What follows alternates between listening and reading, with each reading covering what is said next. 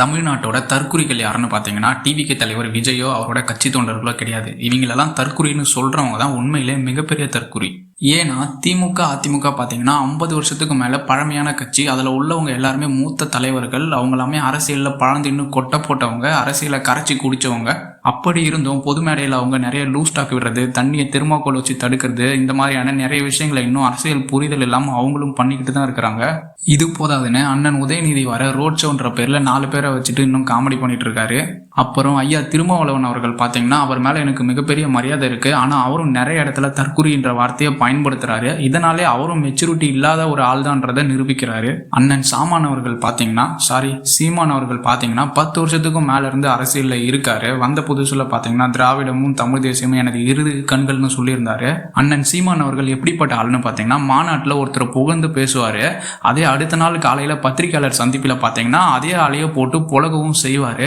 நேற்று என்ன பேசணுங்கிறதே இன்னைக்கு மறக்கக்கூடிய ஒரு ஆள் தான் அண்ணன் சீமான் அவர்கள். அண்ணன் சீமான் அவர்களை பற்றி தான் நம்ம எல்லாருக்குமே தெரியுமே. வானத்துக்கும் பூமிக்கும் உருட்டுவார்.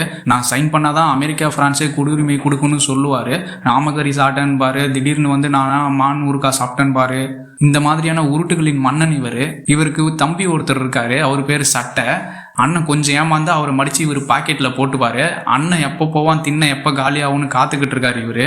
இப்போ நான் சொன்ன கட்சி தலைவர்கள் தொண்டர்கள் இவங்க எல்லாமே கரெக்டா இருக்காங்களான்னு பாத்தீங்கன்னா இல்ல. அப்படி இருக்கிறப்ப இவங்களே ஒழுக்கமா இல்லை. அப்படி இருக்கிறப்ப அடுத்தவங்களை போய் தற்குறின்னு சொல்லுவாங்க. முதல்ல உங்களுக்குலாம் ஒன்று சொல்லிக்கிறேன். டிவிகேன்ற கட்சி பாத்தீங்கன்னா இப்பதான் தொடங்கப்பட்ட ஒரு கட்சி. அதாவது பிறந்த குழந்தை மாதிரி தான் அந்த கட்சி. யாரும் பிறந்த உடனே எல்லாத்தையும் கத்துக்கிட்டு வந்துடல. இந்த கட்சியில வந்து பாத்தீங்கன்னா 18ல இருந்து 25 வயசுக்குள்ள உள்ள இளைஞர்கள் தான் அதிகமா இருக்கிறாங்க.